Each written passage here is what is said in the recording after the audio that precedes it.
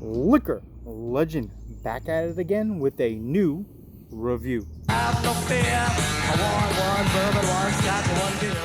So today's video, we're going to be looking at the Wormtown's Table Talk Blueberry Lemon Pie Ale.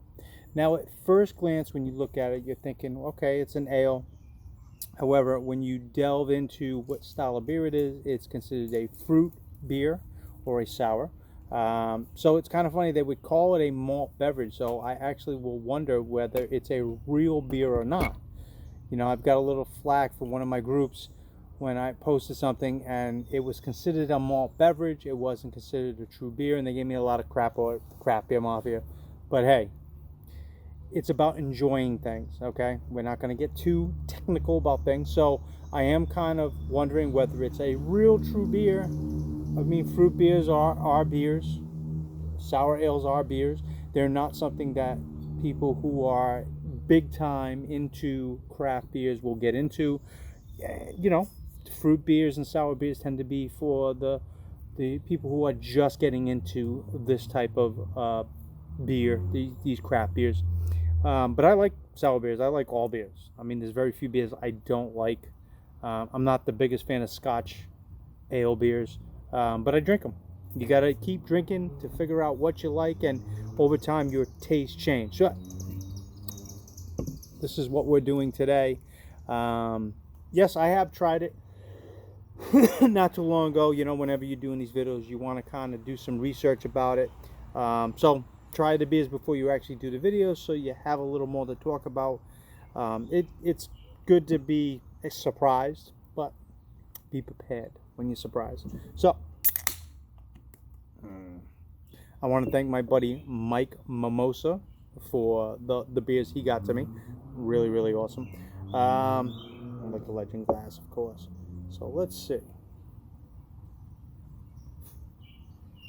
It just rained over here, so the damn mosquitoes and the buggies are all coming back out to play. All right. So you can definitely smell tart lemon right off. Before I even started, you can definitely smell the tart lemon right off the bat. We're looking at pale, lightened pale color. It's got a lot of bubbles to it, a lot of carbonation on this one. And again, just opening up the can, you're gonna get that wafting aroma. And I'm tasting like acidic lemons.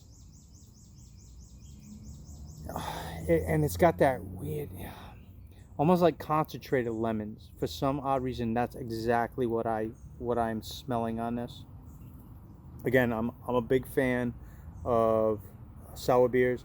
This one, I believe they use blueberry and lemon pies in the brewing process, and I do like it when a lot of these breweries kind of go off kilter and try to get really creative, try to do some really interesting things to bring to the masses, because you know you're not going to be just satisfied with the same style. You want to branch out, and I think a lot of these breweries and these head brewers are really trying to do some extraordinary things and keep in perspective that everything's about trying something new.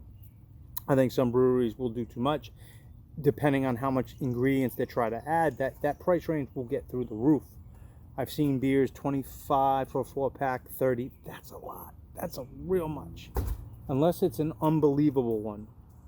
But anyways, yeah, I got a lot of acidic tart lemon in this one. I catch like hints of blueberry. So it's there. So, as I always say, or most of the time, saluta.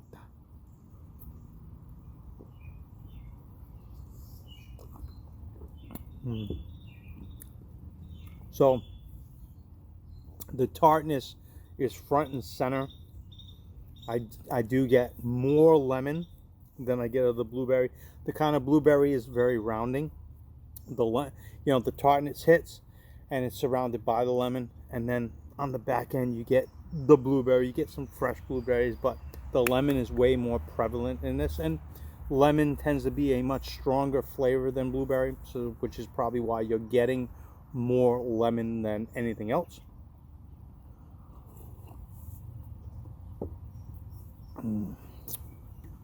5.5%. Yeah, really easy drinking. I really do love the tart beers. I try to find ones that are way over the top. You know, it's like my buffalo or my hot sauces. I'm trying to always go to the next level, trying to get way above it, so that way I get more used to it. But really decent, really nice, very pleasant, very flavorful. It's got a lingering, somewhat lingering finish, and it's got a lot of sweetness. So a lot of these sour ales and fruit beers tend to do have that sweetness, which is why I've always referred to these types of beers as the Fisher Price of beers.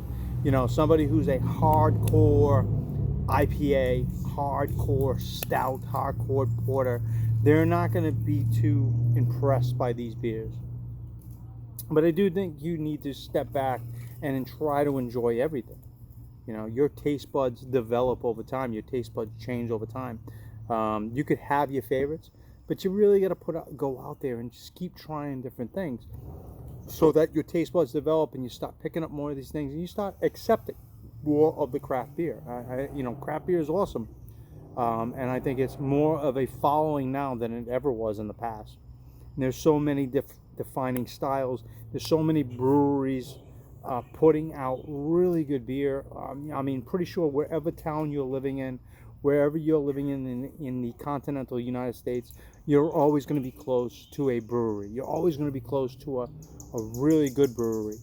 Some of them are living in that range of the cult following, where they don't distribute outside of the brewery itself, and you got to go there and wait in line. I mean, that's all fine and dandy.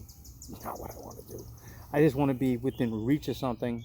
The fact that I run a store makes it much easier for me to come across these beers. So it says this was March 18th of 21. Again, beer does have a decent shelf life. You just don't want to go too far into the future with these beers. You know, 6 months is about an average shelf life for a lot of these beers. They can't, you know, and if you're, as I said in the past, when you have a store and you're trying to juggle new beers, you're trying to get rid of old beers, I mean, you got to do what you can to get rid of your stock. Give me a sec.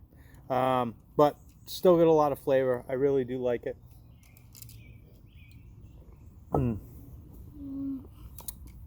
So this is really nice, really pleasant. I think, you know, Wormtown is definitely known for their Be Hoppy, Hopulence, Double Buddha. I think their Be Hoppy is their flagship. It's known more than anything else. However, this is the first time I'm coming into contact with their Table Talk, and I think they did a good job with this. Really, really nice. Damn mosquitoes. So let me wrap this up. So, truthfully, great flavor, great aroma. I love the tartness on this. I think it does it justice. So I'm going to put this up at a 4.8 out of 5. I think, damn mosquitoes. Yeah, really, really good beer, especially during the summertime and the warmer months. You want lighter beers. When you get into the winter months, you want heavier beers. You want more substantial beers. But in the summertime, you want something light. You want something refreshing. You want to just go with the flow. And this is a really nice beer. I don't know the time of year that this is usually released, but go to your local liquor store, ask them for the Wormtown Table Talk series of beers, and I'm pretty sure that this company does more than just this one. They probably have a couple different ones. I think it's very cool that they're using the pies from Table Talk. I think it's really interesting. I've come across a lot of beers lately, like using oatmeal cookies, using Oreos and things like that. I think it brings a lot of personality to beer, and it just brings it above just using malts and hops. You got to add something to separate yourself from everybody else. So, yeah, solid 4.8 on this one. I think on average this is probably going to be around $14.99, give or take. If you can find it in the store, it comes in a 16 ounce. Excuse me, four packs are the new mainstream thing. 5.5%. I would definitely recommend this to you. Yeah, good job, Wormtown. I really just like it. But hey, try it. Tell me what you think. This is the liquor legend. Keep searching for that next great beer.